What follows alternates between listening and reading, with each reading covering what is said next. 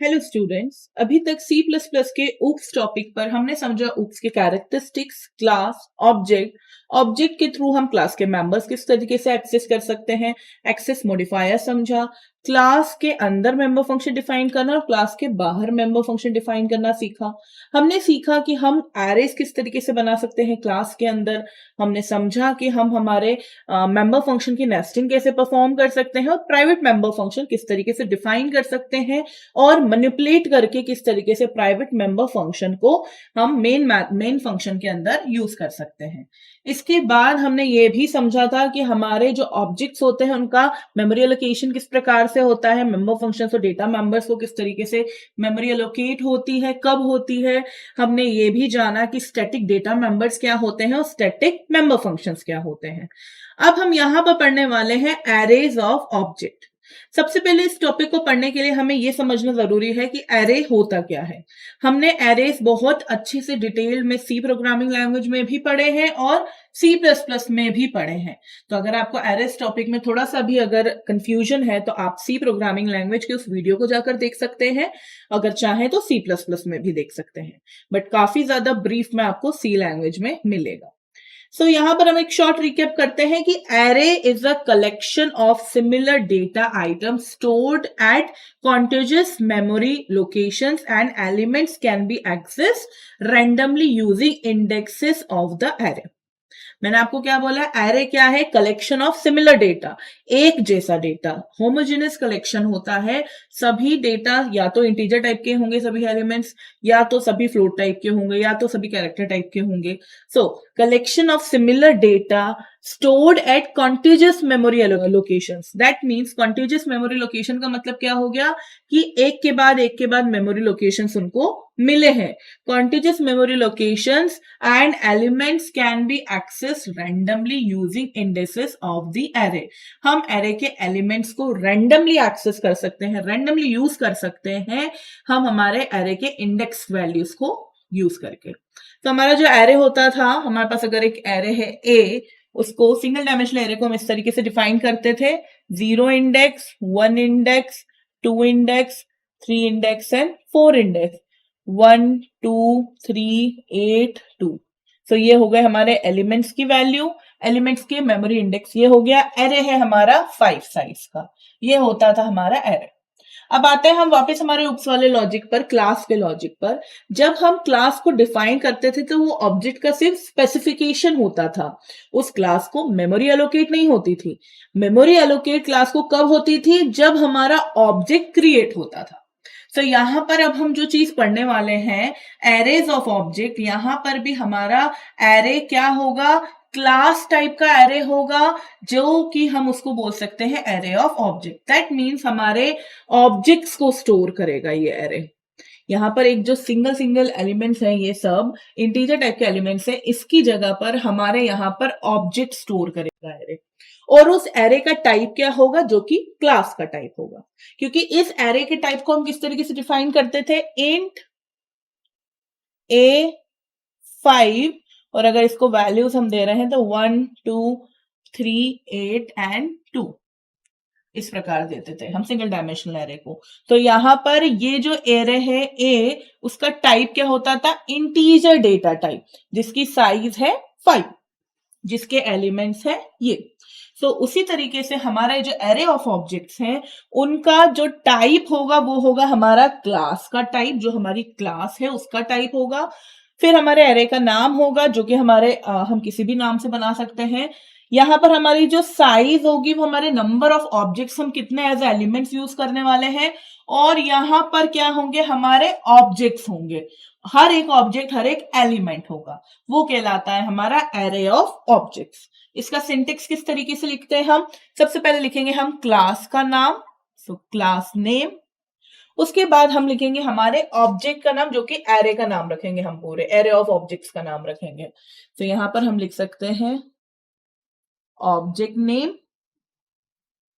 और यहां पर साइज की जगह पर आता है number of objects. So basically number of objects भी साइज को ही रिप्रेजेंट कर रहा है। सो ये हो गया हमारा डिक्लेरेशन। इस प्रकार से हम डिक्लेरेशन कर सकते हैं। अब हम इसको एक प्रोग्राम के थ्रू समझते हैं। मान लीजिए अगर हमारे पास एरे ऑफ ऑब्जेक्ट्स का कंसेप्ट नहीं है, तो उस केस में जब हमने स्टूडेंट का रिकॉर्ड जो हमने प्रोग्राम बनाया था उसी को हम एग्जांपल लेके चल रहे हैं यहाँ पर भी, ताकि आपके समझने के लिए आसान रहे। तो जो हमारा स्टूडेंट का रिकॉर्ड था जिसमें हम रोल नंबर और स्टूडेंट का नाम, अभी हम मार्क्स नहीं लेते, ज्यादा टिपिकल नहीं बनाते हैं प्रोग्राम को, सिर्फ रोल नंबर और नाम स्टूडेंट का, वो दोनों चीजों को हम यूजर से पहले पहले इनपुट ले रहे हैं और फिर उसके बाद उसी को हम रिप्रेजेंट करके डिस्प्ले करके दिखा रहे हैं। अगर ये प्रोग्राम हम बनाते हैं हमारे एक स्टूडेंट के लिए, तो उस प्रोग्राम के लिए हमें क्या करना रहता है, सबसे पहले हम बनाते क्लास, हमारी क्लास का नाम रखा फॉर एग्जांपल स्टूडेंट। इस स्टूडेंट क्लास के अंदर हमने डिफाइन करे हैं हमारे अब डेटा मेंबर्स। तो पहला डेटा मेंबर मैंने लिखा है रोल नंबर, दूसरा डेटा मेंबर नेम के लिए ले लिया हमने कैर नेम, साइज ले ली हमने 30। अब हम यहां पर हमारे मेंबर फंक्शंस बनाते हैं। सो पब्लिक करके बनाते हैं हम मेंबर फंक्शंस। पहला मेंबर फंक्शन होगा हमारा ये दोनों वैल्यूज यूजर से लेना, तो इसका नाम रख देते हैं हम गेट मेंबर फंक्शन। दूसरा मेंबर फंक्शन होगा इन दोनों ही वैल्यूज को हम रिप्रेजेंट करेंगे, हमारे डिस्प्ले करेंगे कंसोल पर, तो उसके लिए हम कर देते हैं वॉइड डिस्प्ले। ये मेंबर फंक्शंस हमने अभी डिफाइन नहीं करा, आपकी मर्जी, आप यहाँ डिफाइन कर भी सकते थे, ऐसा कोई जरूरी नहीं है। यहाँ पे हमारी क्लास ओवर हो गई। तो अब हम हमारे मेंबर फंक्शन गेट को डिफाइन करेंगे। तो आउटसाइड क्लास हम जब डिफाइन करते हैं तो उसका क्या तरीका होता है, सबसे पहले टाइप, उसके बाद हमारे क्लास का नाम, उसके बाद स्कोप रिजोल्यूशन ऑपरेटर, फिर फंक्शन का नाम, और ये इस तरीके से। गेट फंक्शन कर क्या रहा है, हमारे यूजर से इन दोनों के इनपुट ले रहा है। तो हम यहाँ पे सिंपली लिख देते हैं सी आउट एंटर रोल नंबर, और हम यहां पर सी इन करेंगे हमारे रोल नंबर को। नेक्स्ट हम कर रहे हैं सी out enter name,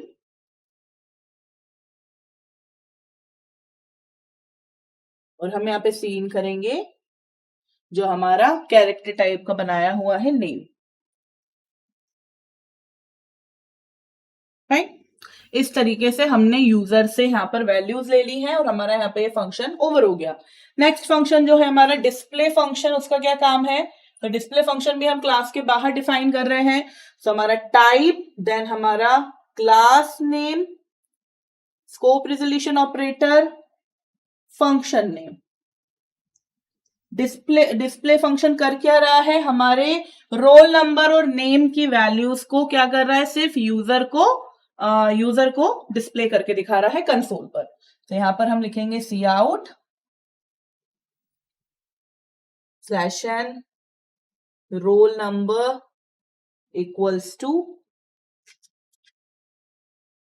role number, और दूसरा जो सी आउट हो रहा है वो कर रहा है हमारे नेम को प्रिंट। तो यहां पर हमने लिया \n और यहां पे हम लिख रहे हैं नेम, डायरेक्ट लिख दे रहे हैं।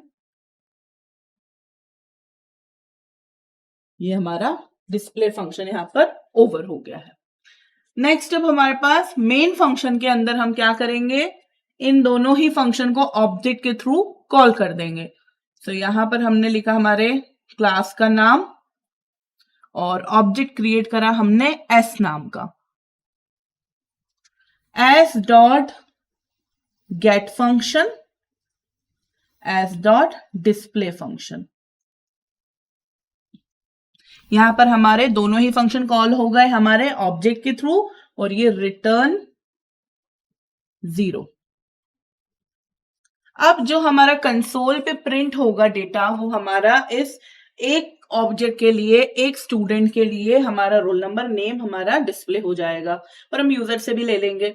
लेकिन मान लीजिए कि अगर मुझे यहां पर एक स्टूडेंट नहीं, मुझे यहां पर 30 स्टूडेंट का डेटा चाहिए था, 30 स्टूडेंट्स का डेटा चाहिए, तो उस केस में क्या मैं 30 ऑब्जेक्ट्स अलग अलग बार एक एक करके यहाँ पे या तो कॉमा ऑपरेटर के थ्रू बनाऊं S1 S2 S3 S4 ऐसे करके S30 तक, या फिर हर एक लाइन पे student S1, student S2, student S3 करूं।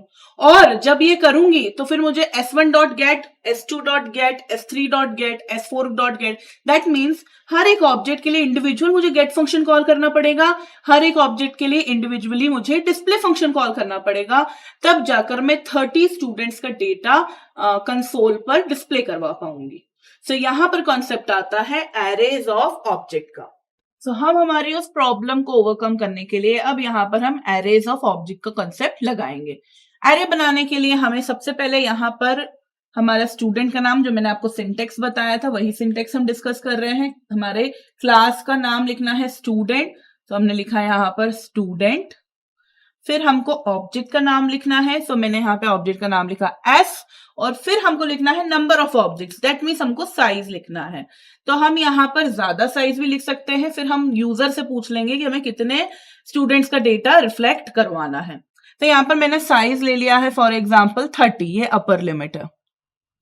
तो ये किस तरीके से बिहेव कर रहा है, S1, S2, S3, S4, S5, हर एक के लिए हमारा S1, S2, S3 के लिए सबकी वैल्यूज, सबके लिए खुद के इंडिविजुअल डेटा मेंबर्स रहेंगे और वो मेंबर फंक्शंस को शेयर करेंगे।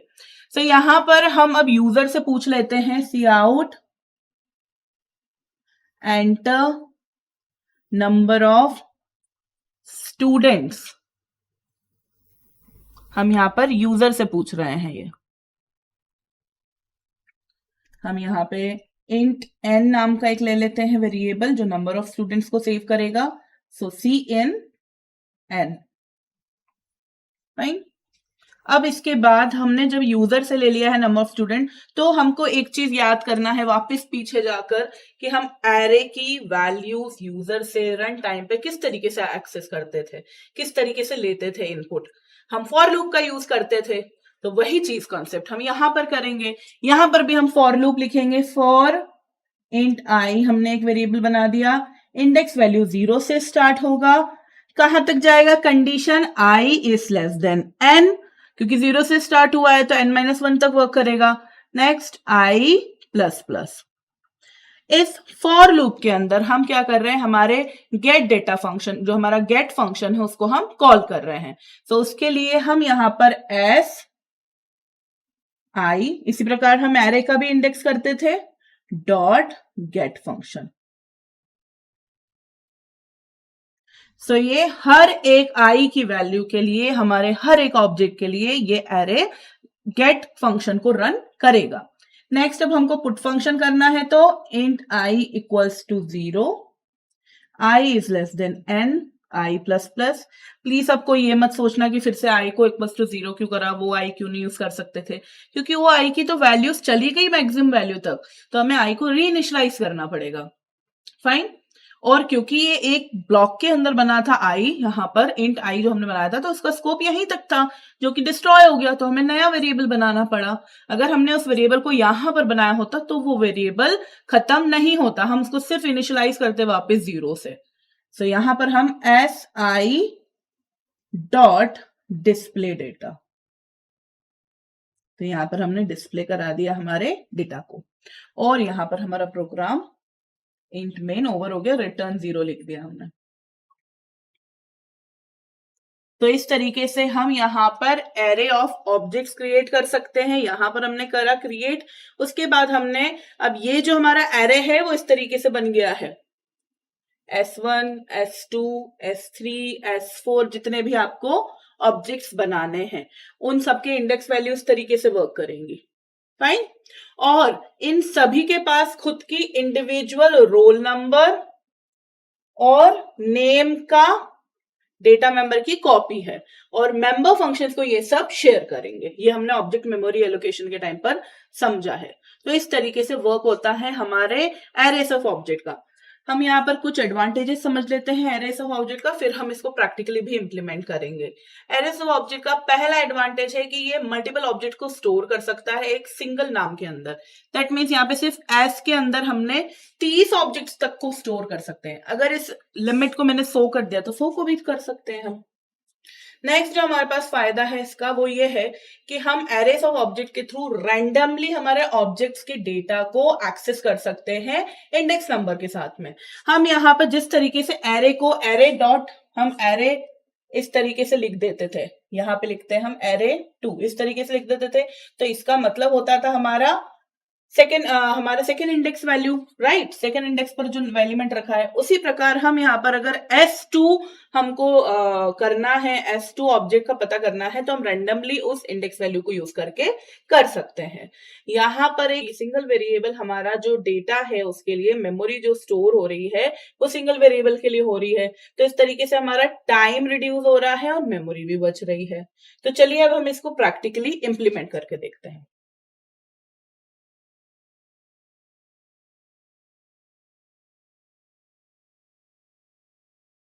हम यहाँ पर प्रोग्राम हमारा वही बनाएंगे जो हमने अभी बोर्ड पे डिस्कस किया था। हमें यहाँ पर सबसे पहले बनानी है क्लास स्टूडेंट नाम की, और उस क्लास के अंदर हम बना रहे हैं उसके डेटा मेंबर्स। पहला डेटा मेंबर बना रहे हैं रोल नंबर के लिए, और दूसरा डेटा मेंबर हम बना रहे हैं हमारे नेम के लिए। सो कैर नेम, जिसका साइज हमने दे दिया था 30। और नेक्स्ट अब हमारा इसमें हमने बनाए थे पब्लिक, मॉडिफाई करके हमने यहाँ पर बनाया है मेंबर फंक्शन। पहला मेंबर फंक्शन था गेट मेंबर फंक्शन, जिसको हमने क्लास के बाहर डिफाइन करा था। दूसरा मेंबर फंक्शन था हमारा डिस्प्ले मेंबर फंक्शन, जिसको भी हमने क्लास के बाहर डिफाइन करा था। नेक्स्ट अब हमारा जो क्लास था यहाँ पर ओवर हो गया है। अब हमारे मेंबर फंक्शंस को डिफाइन करेंगे। तो यहाँ पे मेंबर फंक्शन बाहर डिफाइन करने का तरीका इस तरीके से स्कोप रिजोल्यूशन ऑपरेटर के थ्रू था, और हमने यहाँ पर इसको डिफाइन करते टाइम लिखा था सी आउट। हम यहाँ पे लिख रहे हैं एंटर स्टूडेंट नेम, देन हम यहाँ पर सी इन का यूज करके यूजर से हमने पहले नेम की जगह पे हमें रोल नंबर करना है। सो एंटर स्टूडेंट रोल नंबर, और हमने सी इन करके यहाँ पर रोल नंबर यूजर से ले लिया। नेक्स्ट हमने सी आउट करा, और यहां पर हमने एंटर स्टूडेंट नेम, और अब हमने यहां पर यूजर से सी इन करके वैल्यू नेम की ले ली। फाइन। नेक्स्ट अब हम यहाँ पर एक एंड भी लगा ही देते हैं फॉर सेफ एंड साउंड। अब हमारा नेक्स्ट जो हमारा मेंबर फंक्शन था वॉइड डिस्प्ले मेंबर फंक्शन जो था हमारा, उसे बना रहे हैं स्कोप रिजोल्यूशन ऑपरेटर के थ्रू। हम क्लास के बाहर हम इसको डिफाइन कर रहे हैं।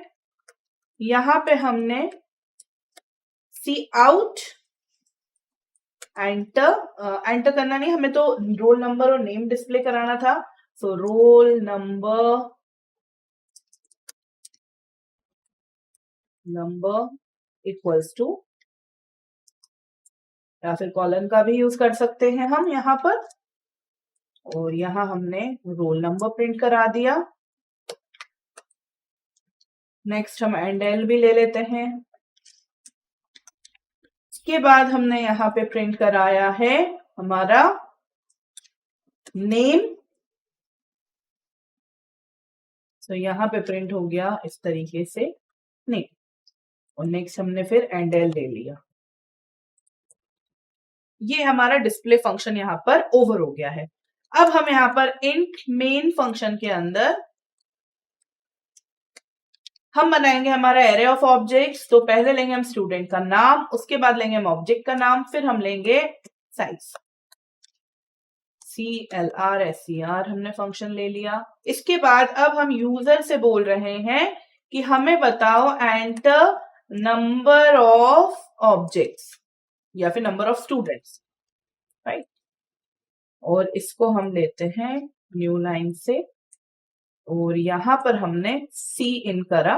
तो हम यहाँ पर सी इन करने से पहले नंबर ऑफ उसके लिए बना देते हैं एक वेरिएबल n।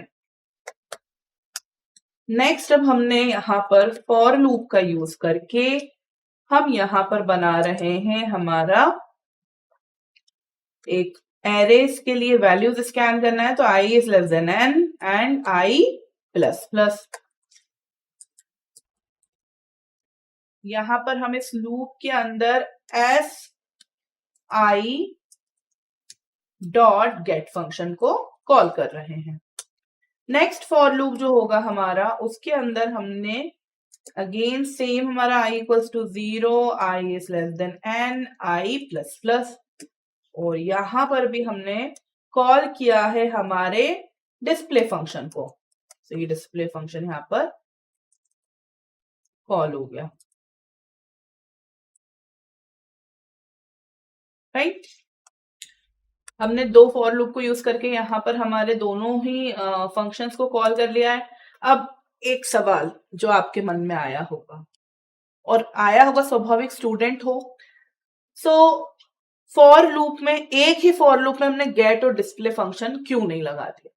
अगर हमने एक ही फॉर लूप में गेट और डिस्प्ले फंक्शन लगा दिया होता तो उस केस में क्या होता वो भी आप देख लेना।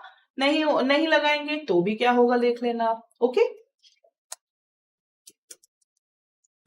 अब हम यहां पर हमारा जो गेट ch है होल्ड करने के लिए स्क्रीन, वो लगाएंगे और रिटर्न 0। अब हम इसको सेव कर देते हैं, कंपाइल कर देते हैं। दो एरर है, देख लेते हैं कहाँ है। एंड एल हमने गलत लिखा है, सी आउट, ओके, हमने इंसर्शन ऑपरेटर एक्सट्रैक्शन यूज कर लिया। मल्टीपल डिक्लेरेशन फॉर ए, हमें एक बार डिक्लेरेशन करें उसका तो वो काफी रहेगा। सो इस तरीके से हमें करना रहेगा, और इसको हम यहाँ डिक्लेयर ना करके हम एक काम करते हैं, हम इसको बाहर ही डिक्लेयर कर देते हैं। तो यहाँ से भी हटा देते हैं हम इसको डिक्लेरेशन इसका, और हम इसको एन के साथ ही डिक्लेयर कर देते हैं। अब वापस इसको कंपाइल करेंगे हम, 0 एरर, अब रन करें। Enter number of students, let suppose 5 students का डेटा हम लेते हैं यूजर से। सो enter student roll number 1, enter student name, तो हमने यहाँ पे रखा Radha. Enter student roll number, फिर से पूछे क्योंकि 5 स्टूडेंट्स का पूछेगा वो, तो हमने यहाँ पे दिया 2। एंटर स्टूडेंट नेम रश्मि, फिर enter student roll number 3, name Rohit, roll number 4, student name Nimit, roll number 5, student name Rohan. तो यहाँ पर हमारे 5 स्टूडेंट्स के रोल नंबर और नाम डिस्प्ले हो गए हैं। इस तरीके से आप एरे ऑफ ऑब्जेक्ट्स का यूज कर सकते हो प्रोग्रामिंग में। अगर हमने ऐसा ना किया होता, एक ही फॉर लूप में लिख दिया होता, तो उस केस में देख लेते हैं क्या होता। हमें कुछ नहीं करना है, बस इसको कमेंट कर देना है और इनको हमें ब्रेसेस के अंदर कर देना है, तो ये पूरे एक फॉर लूप में आ जाएंगे। नहीं, अब इसको हम सेव करते हैं, कंपाइल करते हैं और रन करते हैं। Enter student name 1, enter roll number, enter roll, अच्छा हमने 1 दे दिया है तो ये गलत हो गया, फिर से उसको कंपाइल करते हैं और अब रन करते हैं। स्टूडेंट हम ले रहे हैं, फॉर एग्जांपल 2 स्टूडेंट लेके देख लेते हैं क्या हुआ है। Enter student roll number 1, name हमने दिया राधा, तो उसने उसी वक्त प्रिंट करा दिया उसे। और हम क्या चाहते थे, पूरी लिस्ट एक साथ प्रिंट हो, रोल नंबर्स और नाम की। तो यहां पर इसीलिए हमको 2 फॉर लूप का यूज करना पड़ा, राइट। आप इसको चाहें तो एक लिस्ट के रूप में भी प्रिंट करा सकते थे, मैं बताती हूँ किस तरीके से करा सकते हैं आप। पहले हम हमारा प्रोग्राम जिस तरीके से पहले था उसको वैसा ही बना देते हैं। तो हम यहाँ से ब्रेसेस हटा देते हैं। नेक्स्ट यहाँ पर हमें डिस्प्ले फंक्शन में कुछ चेंजेस करने पड़ेंगे। तो डिस्प्ले फंक्शन के अंदर हम यहाँ पे रोल नंबर प्रिंट करा रहे हैं, उसके बाद हम चाहते हैं कि एंडल ना होते हुए एक टैब छोड़कर नाम प्रिंट हो जाए। सो हम यहाँ पर इस तरीके से लिख सकते हैं /t, या फिर 2 टैब कर देते, 3 टैब कर देते हैं, मोर देन सफिशिएंट। तो हम इसको सेव कर देंगे, कंपाइल करेंगे और अब रन करेंगे। एंटर स्टूडेंट नंबर्स, तो हम 3 नंबर के 3 स्टूडेंट्स के लिए ले रहे हैं डेटा।